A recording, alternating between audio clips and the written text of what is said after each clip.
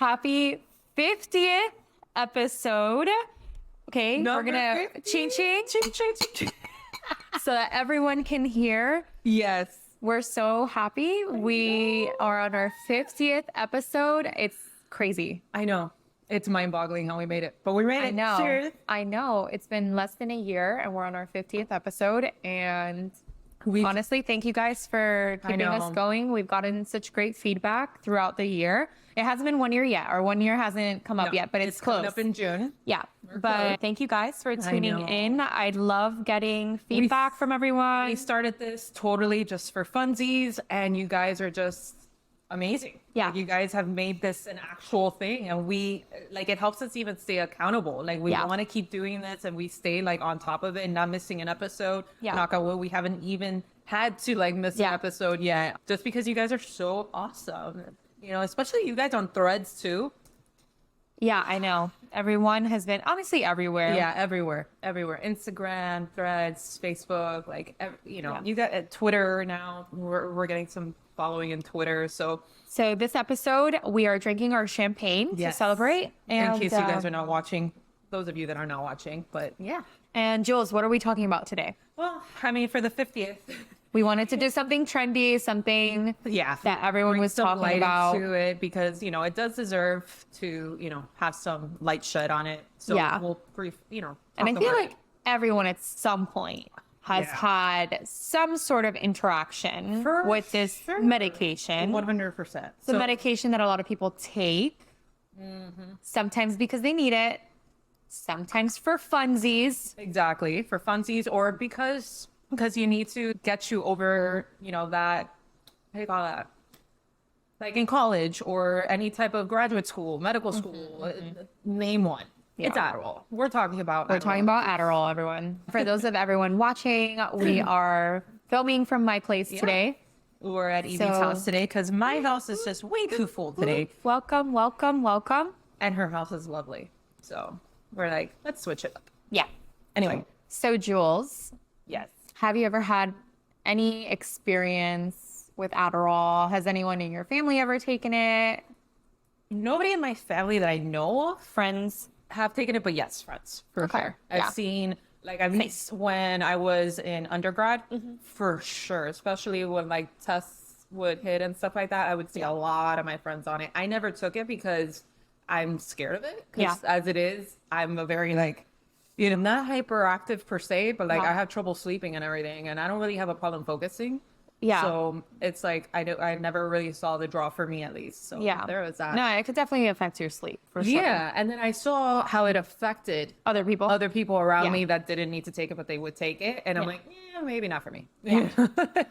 And it's so crazy because it's not just Adderall. There's other ones that are very similar. So like Concerta, Ritalin, and all those other ones.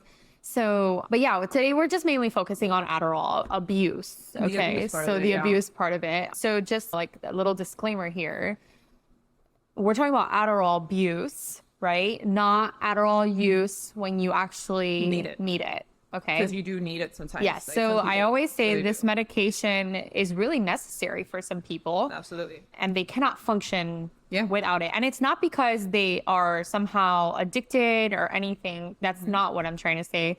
It's that they actually do need it the same way as a person with high blood pressure needs blood pressure medication. Exactly.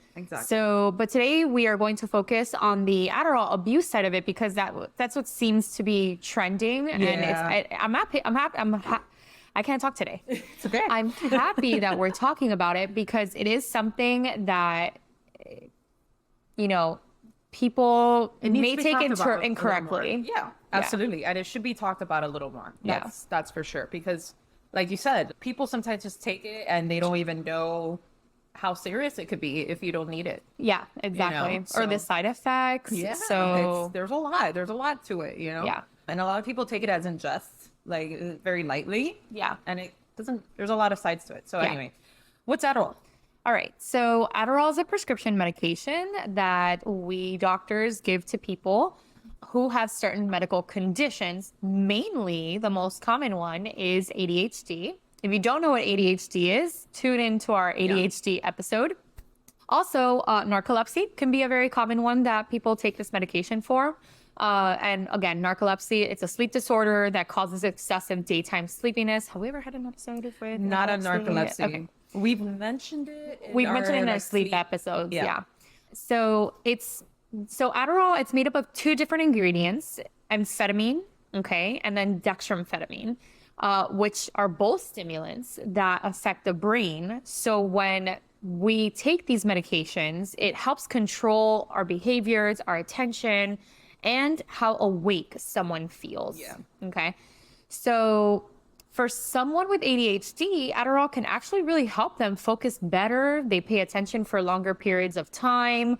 They're less impulsive, less hyperactive. So I feel like that is mostly the reason why I have patients on Adderall. It's not so much that they can't stay awake. It's just they are easily distracted. Yeah. So when they take these medications, it really helps them just focus on one thing at a time. Yeah.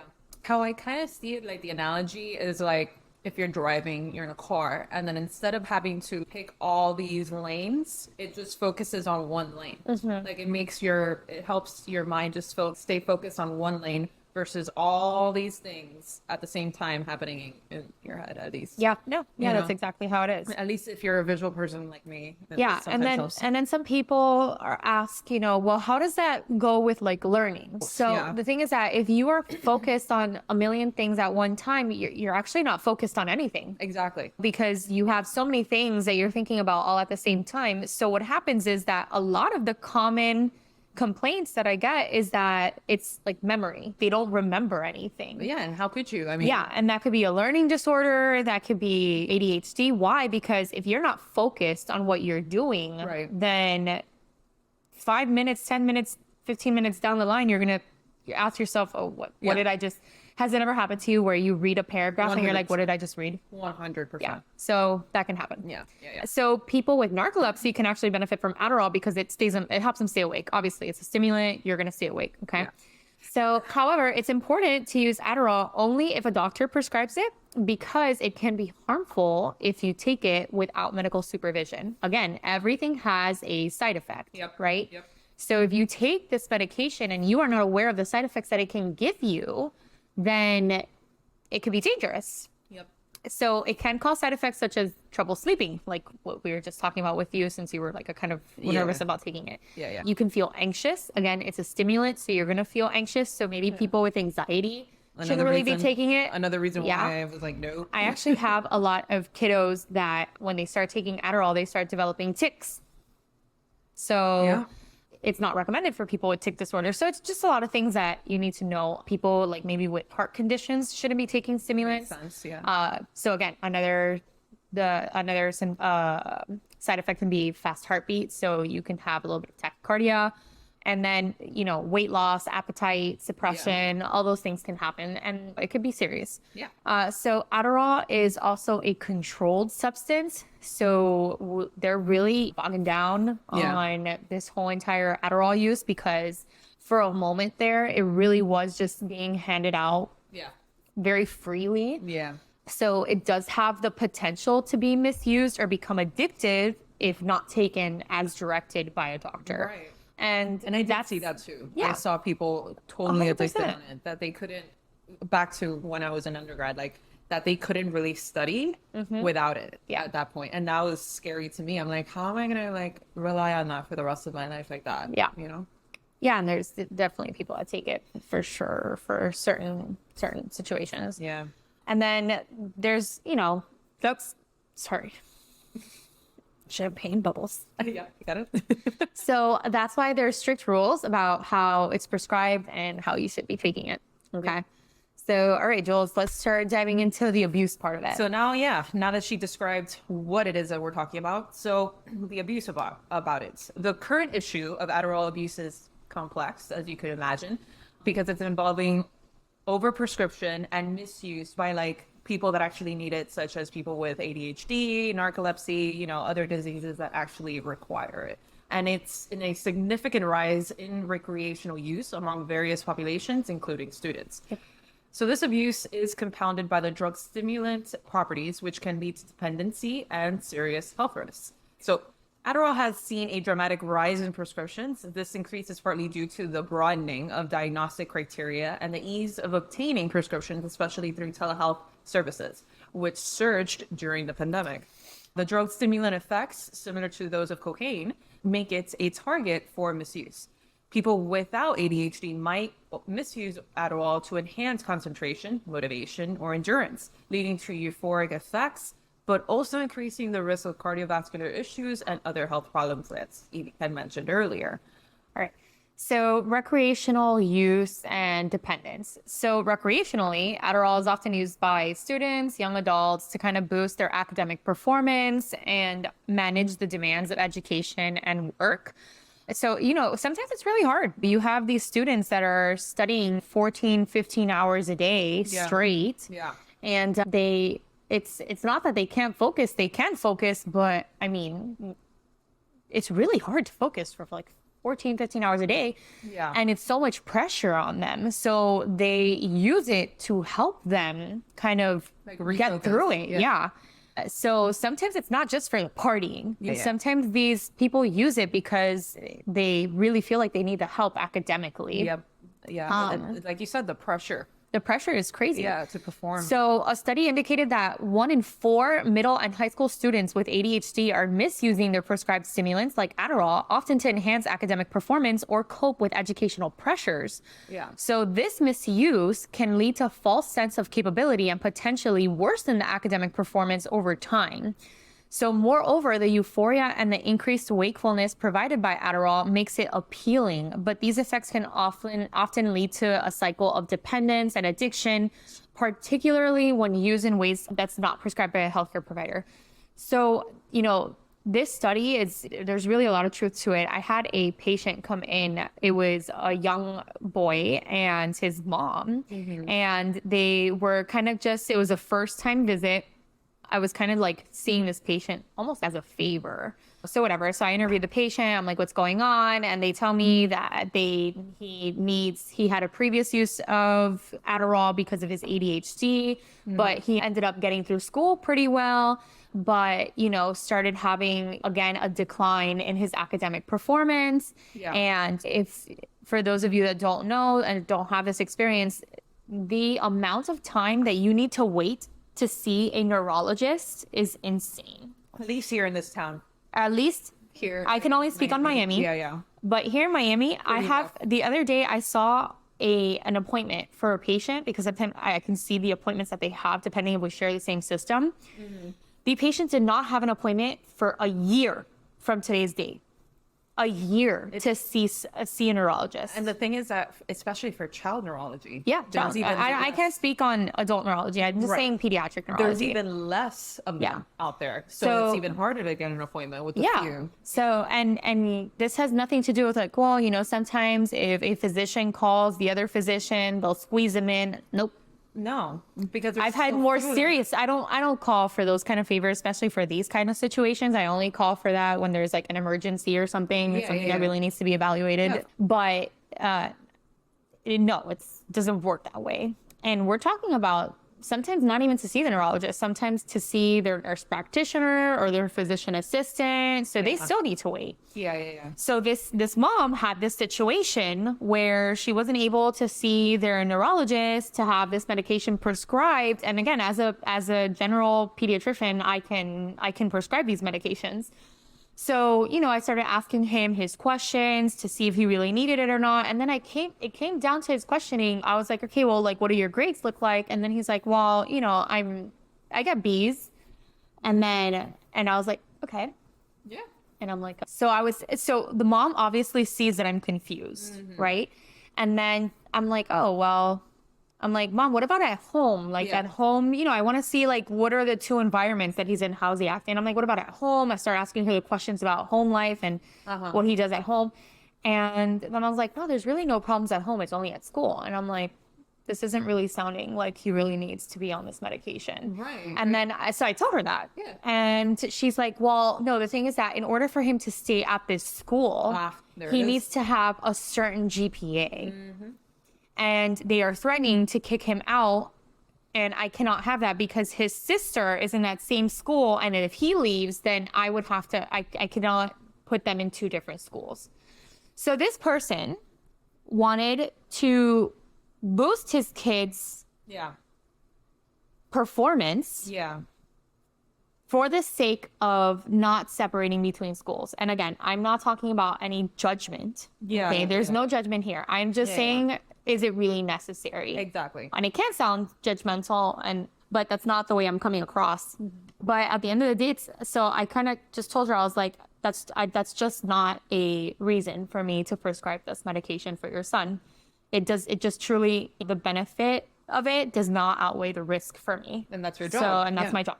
Exactly. So you can imagine she was very upset. I could only imagine. And I get it. Like, I'm not here trying to say that it is not difficult to have 2 kids in 2 different schools, him maybe not performing as well. And I don't doubt that the Adderall was going to probably help him. But what, to go from a B to a B plus, maybe an E minus, I don't, you know what? Yeah.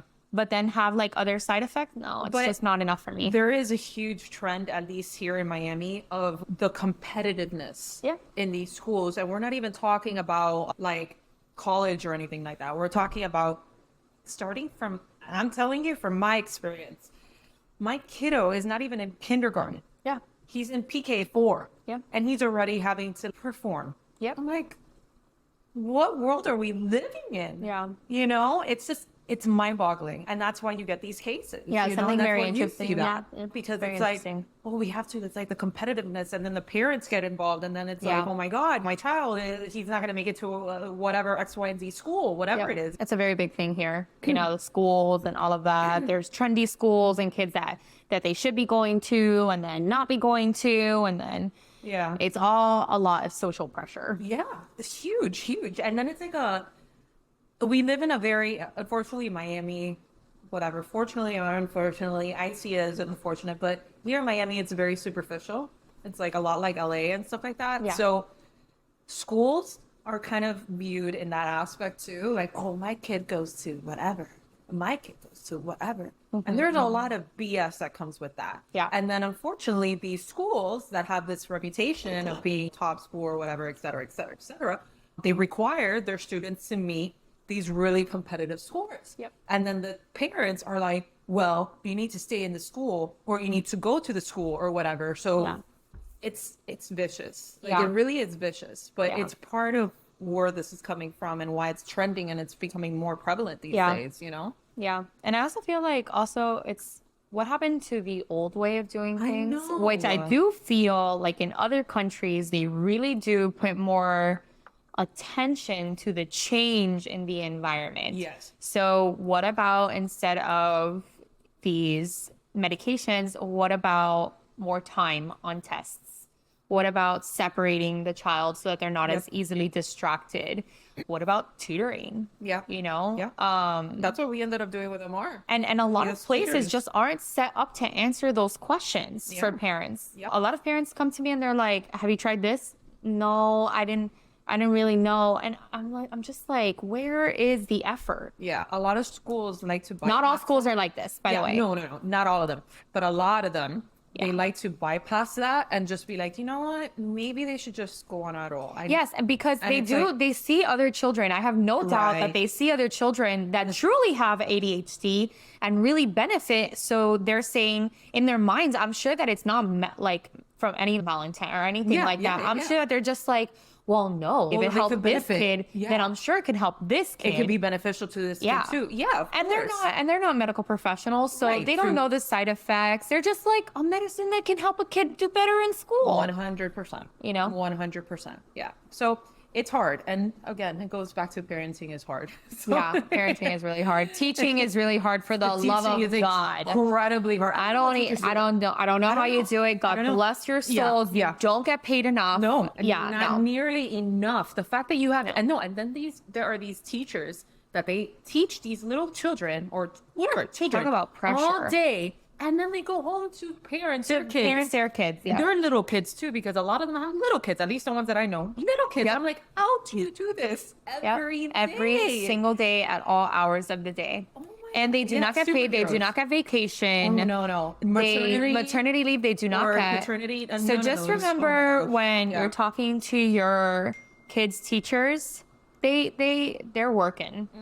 However, that doesn't mean that they should be making recommendations. Yeah. When it's maybe not there yet. Yeah. So, all right. So health risks and, just the dark side of things associated with addiction. So the health risk associated with Adderall misuse is pretty significant. Yeah. People that don't have ADHD or don't have any reason to be using this, the misuse can lead to serious heart conditions, so cardiovascular problems and psychological issues and anxiety and restlessness and irritable bowel disease, just all these things that you can have from taking these medications and most likely probably taking more than what you even need. And the drug works by increasing dopamine levels in the brain. So it can disrupt the normal brain function. You can have decreased sensitivity to natural rewards and increased stress. So basically, something right now, we get a dopamine, like a little dopamine rush when we have something that's like a reward. So it hits the reward center, dopamine rush, we feel great, right? Yeah. So if you're taking a medicine that is constantly doing that anyways, things that used to give you that reward, it's somehow like blunted. Yeah. So it's not as rewarding anymore. Yeah, that's rough. And at the end of the day, this alteration in brain chemistry can really exacerbate the negative side of it. Yeah. So you can experience negative emotional states, reinforce the cycles of dependence. And then when you don't have these medicines, because again, these people are most likely getting it from somewhere else. Of course. Right? Yeah. If we're not getting it prescribed, okay? Yeah. But when you are off these medicines, then you're super irritable and you're just not a happy person. You're kind of in that state of withdrawal. Yeah. So that's rough. That's real rough. And it's dangerous too. Being in withdrawal from any of these meds that interact with your brain chemistry is really, really, really dangerous. That's why they say, you could delve more into this, but those people that are taking like SSRIs, SNRIs, antidepressant meds, you can't just cold turkey get off of them. They're really dangerous to do that. You have to like taper off of them little by little because they work with your brain chemistry. So then this drug, it does the same thing. So you can't just like take it one day, take it off, take it another day, take it off. You can't just do that, which is one of the reasons why this is so dangerous too. But anyway, so the regulatory landscape is also a factor because the increased scrutiny in telehealth prescriptions and the need for better controls to prevent overprescription and misuse. That is a problem that we're encountering. Like I had earlier said, since COVID, telehealth has become a lot more in use and in many... For those of you that are just listening, I keep on with the thumbs up happening, and I don't know how it gets triggered. We don't know how it does it. It just randomly does it. Triggers it. And it just did it now. Anyways, so that's a new avenue that is yet to be explored and how to deal with it. But since COVID, a lot of telehealth has been used for a lot of practices. And one of them that was really, really highly used was for like therapy and psychiatry and all that. So this Adderall started getting like an uptick in prescribing, and this is a whole new problem to deal with now. So then the recent shortages of Adderall have further complicated the issue, affecting legitimate patients who rely on the medication for daily functioning. And if you didn't know, or if you're out of the US, we have a lot of shortages and a lot of meds these days. Ever since COVID, for some reason, we're talking about like important medications too, like diabetes medications and all that. Huge problem with shortages. And here, the Adderall, and then such a shortage with it. That's what I'm saying. And then like just across the board, you'll see a lot of medications. People driving 4 hours to go get their medicine. Yep. And ever since COVID, the supply changes have just been all over the place. And right now, what we're seeing is, unfortunately, shortages in all these medications. And then when you're talking about Adderall, it's like crap. Yep. Like you can't just not have that medication, Yeah. So it's hard. Yeah. So effects. Yeah. So effects of Adderall abuse. So we'll talk first about short term. So things that you're going to see a little bit more immediately and maybe not lasting. Yeah. So short term includes physical and psychological impacts. So physically, abusing Adderall can lead to increased body temperature, heart rate, blood pressure changes, It can strain the body and potentially lead to health complications, to weight loss. It can decrease your appetite, give you like nausea all the time. People have taken it for weight loss. Oh yeah. There's also that potential abuse too. Yeah, I doing this research, I'm like, I didn't even know. Yeah, you can have that. Yep. And then you can have physical exhaustion. So again, your brain is stimulated the whole entire day. So you will crash, and the crash is hard. Yeah. And then dehydration. So then, hold on, I'm just going to piggyback off of that. So you crash, but what if that person is just not ready yet? Like they still need more, right? So they take more Adderall, and it's just like, it's a vicious cycle. It's a vicious cycle. Yeah. So you can get dehydrated from it. You can have insomnia just because it is a stimulant. It can affect your sleep cycle. You're just crazy energy expenditure. And again, I already mentioned the appetite situation. So then you have low appetite. You're not really eating well. So it's just like completely off balance when you really abuse this medication. Mm-hmm. You can have intense periods of paranoia. So like I said, like you can get really irritable, you can have paranoia, you can have like social isolation just because you just don't want to deal with other people. You just want to be on your own. You're like focused, right? Yeah, exactly. So you're not focused on people, you're focused on whatever you want to be doing. Right. And then also just because you can get really irritable when this is abused, you can have just problems in your social life in general. Right. So psychologically, short-term abuse of Adderall can cause, again, like I said, irritability, anxiety, mood swings. Some people even have manic episodes. That really just depends, especially if they already have a mental history. So a mental health history. The stimulant properties of this drug can also make individuals feel on edge and easily agitated, almost like how people can see with cocaine use. Right, yeah. So you get very aggressive and all of those things. And again, this is if you abuse it. Not for people that actually need it. But hold on a second, it can happen. So these are things that we should be warning people on, just because, and that's why there's such close follow-up with these type of medications, and that's why they're controlled substances. Right. Because I can have a parent come back to me and say, listen, this was awful. This was awful. And I'm like, okay, not for them. Yeah, exactly. Not for them. Let's switch it up. There's other things that I can use for ADHD that are not stimulants. Right. So, but it is things that people need to be aware of, but especially if there's an abuse going on. Well, you're right, because a lot of people view Adderall as like an all good, everything's good. As soon as you prescribe it, it's just going to help you focus. Just a good side of it. Yeah. But I've rarely heard of somebody, like a friend of mine or somebody that I know, talk about Adderall with the negative side effects of it. Well, so that's why at least me, again, in the general population, they're probably not going to see this, but at least like in practitioners, or what we should be doing, okay, is you follow them up in about 1 to 2 weeks. Okay.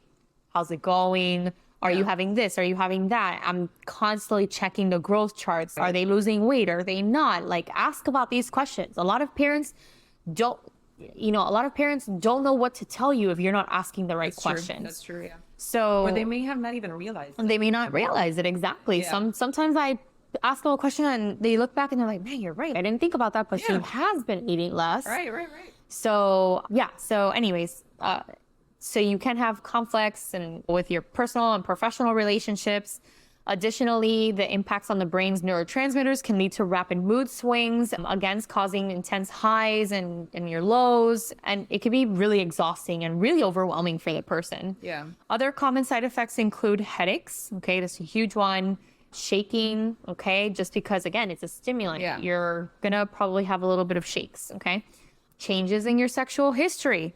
Again, you could be blunted with that. Yeah. All right. It's messing with your brain chemistry. Yeah. Nausea, vomiting. I mean, who wants to do any of that with that? So, and again, just because you do have weight loss and you are having a stimulant, if you're not eating right, you're going to have some sort of malnutrition. You can have irritable bowel syndromes. So like diarrhea, constipation. It just really depends. Again, we are changing your brain chemistry.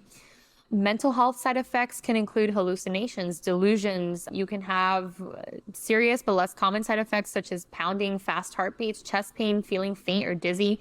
And truly, like, yeah, these are rare, but it can happen. You know, this isn't like, that's really rare. It's probably not from that. No, like if someone comes in with chest pain and they tell me that they're on a stimulant, I'm like, okay, well, how much are you taking? Yeah. Did you change the dose? So like, I'm going to dive deeper into that history. Yeah. I mean, it's not a benign drug. Yeah. You know? Exactly. Numbness in the arms, legs, slowed speech. I mean, think about it, you know, it's probably listed. It's probably listed. Exactly.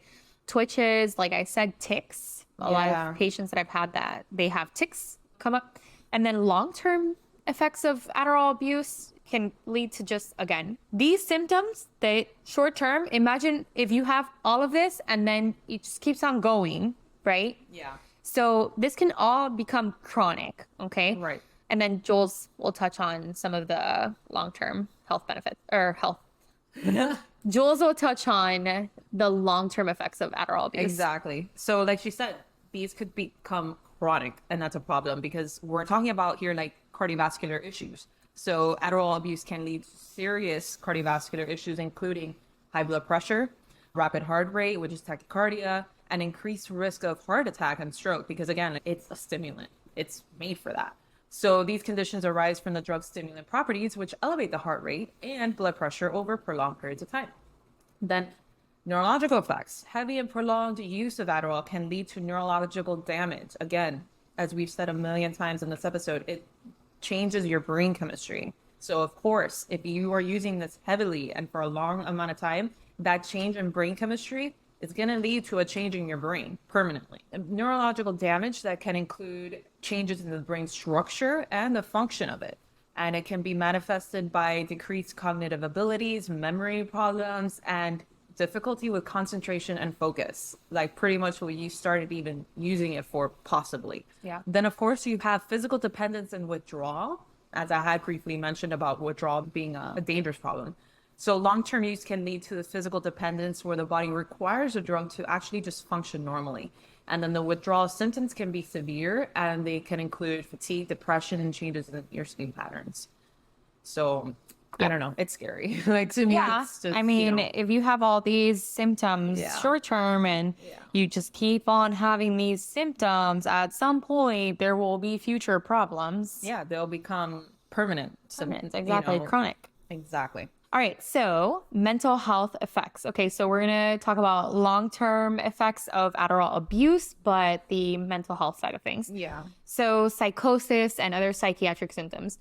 This is something that I feel like will happen if there's a lot of abuse going on. Mm-hmm. So it's not just you take one Adderall and you're going to have these side effects. Right. So I don't want to like instill fear on someone that maybe is considering taking these medications for a real reason. No, again, like you said, it's a long-term abuse of it. Yeah. Exactly. So an extended abuse of Adderall can lead to symptoms such as psychosis, paranoia, hallucinations, delusional thinking. Some even people have seen schizophrenia, okay? Yeah. And take into account, okay, so this is like hyphen or parentheses, this may also be more common in someone that already has a mental health history, okay? So you can also have anxiety and depression. And again, you're taking a stimulant. This can exacerbate anxiety for a really long time, can actually bring on depressive symptoms. Mm-hmm. So yeah, just be aware of that. Addiction, okay? Adderall it's highly addictive. It's dopamine. It's messing with your dopamine. How could this is an addictive medication. Yeah. So the long-term use of it can kind of create maybe a substance use disorder. And again, this is if you're not taking the right dose, if you're taking more than what you should be taking, which can happen if you're taking it illicitly, because you're not being directed by somebody that actually knows. And then the addiction can also dominate your life, so leading to neglect of personal, professional, and social responsibilities. So those are all long-term effects when it comes to the addiction side of it. And again, kind of like what we already said, the emotional and behavioral changes. You can have mood swings, you can have irritability, aggression, like kind of we already talked about. So again, those are all long-term things. So the short-term can become the long-term. Yeah. And then, of course, there's other health risks like growth and development issues. So in adolescence, long-term Adderall use can affect growth and development, and this can result in stunted growth and delayed or disrupted puberty. You also have, we've said a million times, but it is a physical aspect of it, it's sleep disturbances. So the chronic use of it can lead to the persistent insomnia and other sleep-related disorders that, of course, like sleep, we've said it many, many times, especially in all the episodes that we've done about sleep, it's extremely important. Sleep is incredibly important, and it just involves everything. And then physical exhaustion and malnutrition, because due to the increased metabolism and reduced appetite of long-term Adderall abuse, it can lead to significant weight loss, malnutrition, and overall just physical exhaustion. Because if you're not eating right and you're being, how are you going to feel good? It's impossible to feel good, you know? So yeah. Yeah. So then the science behind why Adderall can be addictive. So we kind of already discussed on dopamine. We have a couple episodes on explaining how dopamine kind of works, but it's a big neurotransmitter hormone that causes a reward effect.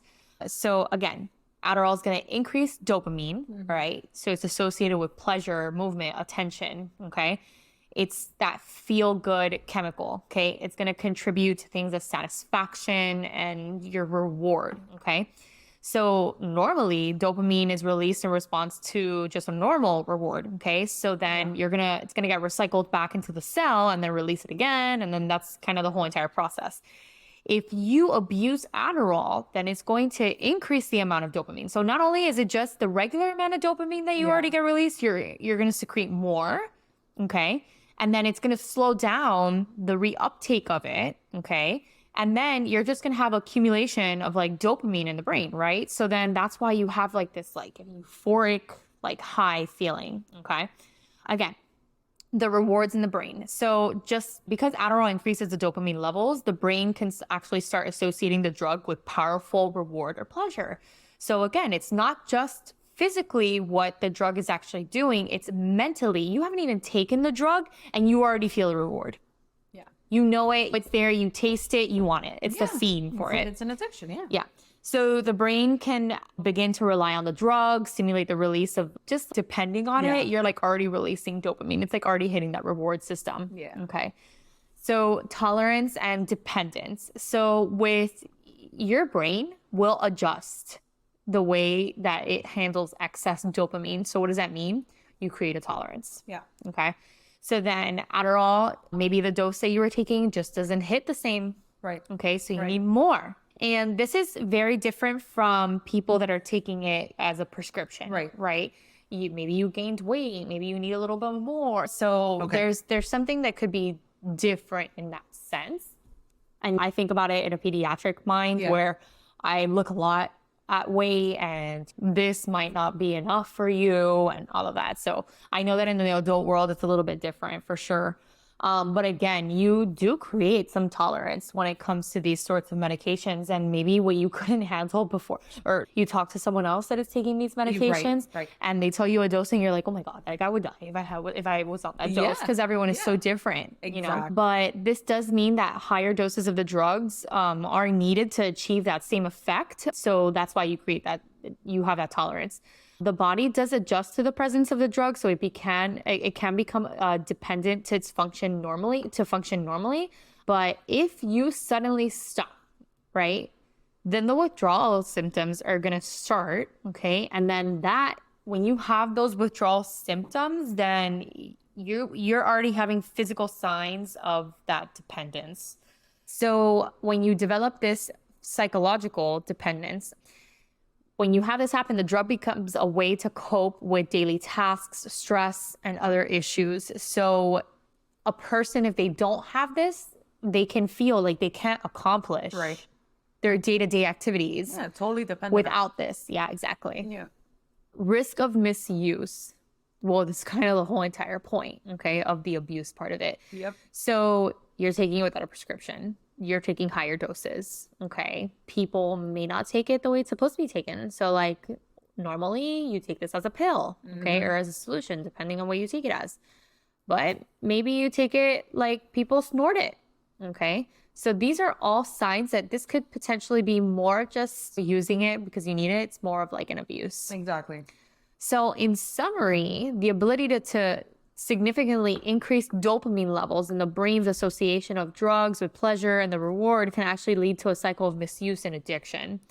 And the brain's adjustment to the drug can create physical and psychological dependence, making it a challenge to stop using it without professional help. Yep. All right. Jules is going to talk about a little bit of like the debunking of the myths behind it. Because of course, like most of these illicit or abused drug situations, what have you, there are some myths, you know? So first one, ADHD medication dosing is based on an adult's height and weight. The actual fact is that ADHD medication dosing is not related to the adult. Again, it's different for pediatrics, like she had said. For the adult, height or weight, the ideal dosage is identified using a method called titration, which involves carefully increasing the dosage over time until benefits are achieved and the side effects are minimized. This is why it's important to get this prescribed by a physician, you know? Mm-hmm. So another myth, Adderall makes you smarter. The fact, Adderall does not make an individual smarter. It may help those with ADHD focus better. But it does not improve learning or intelligence. In fact, students who misuse prescription stimulants like Adderall may have lower GPAs than those that don't. So that's a very big myth. Like we had said earlier today, unfortunately, it's a big one out there these days. Another myth, Adderall is always legal. Not true. So Adderall is only legal when prescribed by a doctor and used by the person to whom it was prescribed. Using someone else's prescription or distributing Adderall is illegal and unsafe. So, yeah. Yep. And then Adderall is not addictive. It is. It's the whole point of this episode. Yeah. So Adderall can be habit forming and lead to addiction if taken in excess or used without a prescription. It is amphetamine, which is a class of drug that is highly addictive. Another myth, Adderall is only for people with ADD or ADHD. Not true. While Adderall is prescribed for the treatment of ADD/ADHD, it should not be taken by individuals without the condition. Misuse of Adderall can be dangerous and not an appropriate treatment for those without ADHD. And like we had said earlier, it could also be used for narcolepsy. Yeah. There are other uses for it, you know? Then Adderall is safe to take at any time. Not true. Adderall should only be taken under the supervision of a doctor. It can have dangerous side effects, as we have talked about, if misused and taken without the prescription. Adderall is an acceptable way to study or stay awake. Guys, not true. Adderall outside of prescribed treatment plan can have serious consequences. Take some coffee. Exactly. Take some coffee. Celsius, energy drinks, I don't know. Green tea. Yes. Everyone is like taking Adderall. It's like, fuck that shit. Right? Yeah. Yeah. Anyway, Adderall is always only prescribed if you need it. So the fact is that ADHD is sometimes overdiagnosed, which is a whole other tangent on its own. Okay.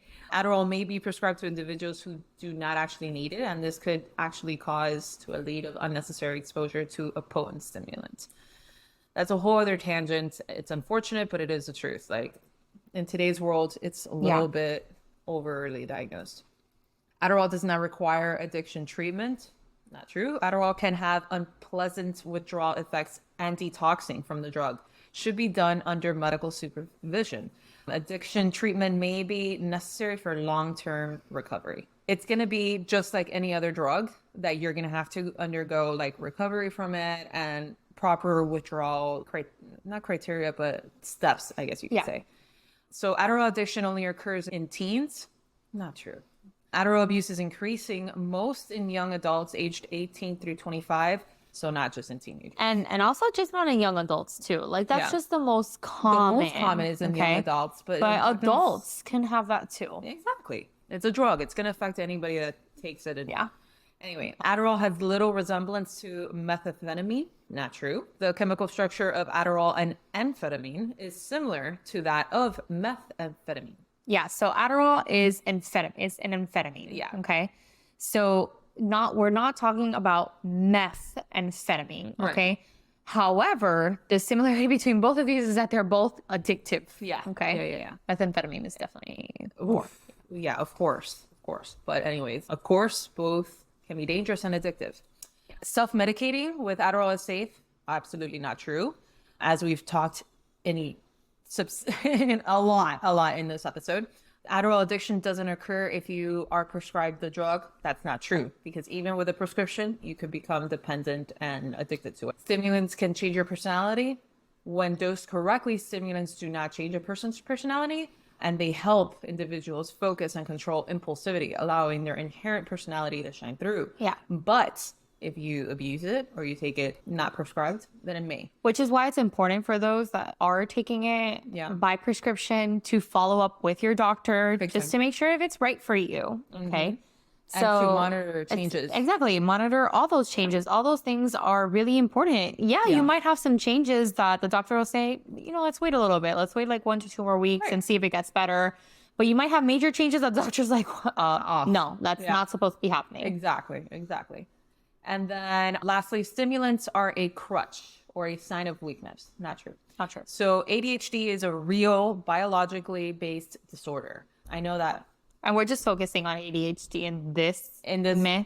Yeah, in this myth in particular. Using medication to manage it is no more of a crutch than using insulin for diabetes, okay? Or a beta blocker for an arrhythmia. Yeah. It's the same in that aspect. So stimulants are considered the gold standard for ADHD treatment due to their robust efficacy. Yeah. So there you have it, folks. Happy 50th to us. Happy 50th. Happiest 50th. Happy 50th. Thank you for joining us on our 50th episode. It's crazy to us that we made it this far. I know. And if you guys have any requests for maybe the 100th or whatever, then let us know. We love doing this, and we have an ongoing bet that when we get to the 100th Patreon subscribers, so patreon.com/20 minutes in podcast, that I will be forced to eat whatever vegan food she gives me, and she's really, really getting very creative with that. Yeah, jackfruit, pulled pork jackfruit, or like watermelon, like the meat watermelon, dipped in soy. Oh my god. Blech. Oh my god. And I will have to eat it. And apparently it has that meaty texture. No. So potentially seeing me throw up on camera, in essence, on the 100th Patreon subscriber. So yeah, check us out there. We have a lot of really good episodes anyway there. And thank you for subscribing on YouTube and listening to us on all forms of streaming platforms. Follow us on all forms of social media platforms as well. Instagram, Facebook, name it. We're in pretty much everywhere. And thank you again for everything you guys do. Thank you to you threaders. You thread people are amazing. Everyone is amazing. We're getting a lot of interactions on Thread, and I think that's what Thread is all about. So thank you guys for always showing up. Yeah. And we'll see you in the next one. Bye.